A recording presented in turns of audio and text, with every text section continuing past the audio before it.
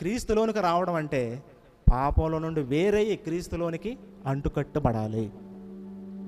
అది దేవుడు చెప్పే ప్రొసీజర్. ఆ కాలంలో ఐగుప్తులో నుండి బయటికి తీసుకురావడం అదొక భయంకరమైనటువంటి కార్యం.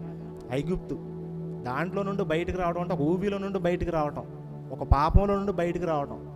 ఈ కాలంలో కూడా క్రీస్తులోనికి రావడం అంటే బయట సమాజంలో ఉన్నటువంటి వాడు క్రీస్తుని తెలుసుకొని ఒక అంటు కట్టబడే అటువంటి వాడిగా బాప్తిసం తీసుకొని ఆయన యొక్క సంఘంలోనికి స్వీకరించబడుతూ ఉన్నారు. ఇది ప్రపంచవ్యాప్తంగా జరుగుతుంది. ఇది మన సంఘం అనే కాదు, బయట ఉన్న సంఘాలే కాదు.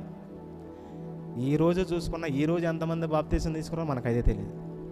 కొంతమంది ప్రణాళికలు వేసుకొని తీసుకుంటారు.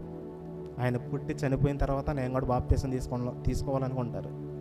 ఆయన సంఘంలో ఒక మెంబర్షిప్గా నేను కూడా యాడ్ అవ్వాలనుకుంటారు.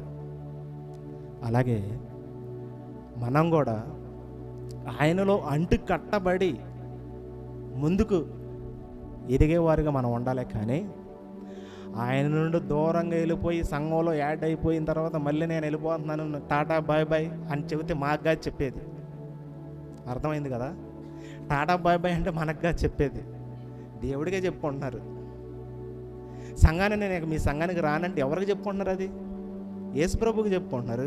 మనకేం సంబంధం ఉండదు. అది వాడిని జాగ్రత్తగా సంఘంలో కూర్చోబెట్టి దేవుడి మాటలు వినిపించడమే మన బాధ్యత.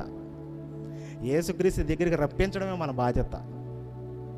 తర్వాత వాడు క్రీస్తులో అంటు కట్టబడి ద్రాక్ష తీగ ఎలా అయితే మెలికేసుకొని ఉంటుందో అలా అంటు కట్టబడి ఉంటే దాన్ని ఎవరు విడదీయలేరు.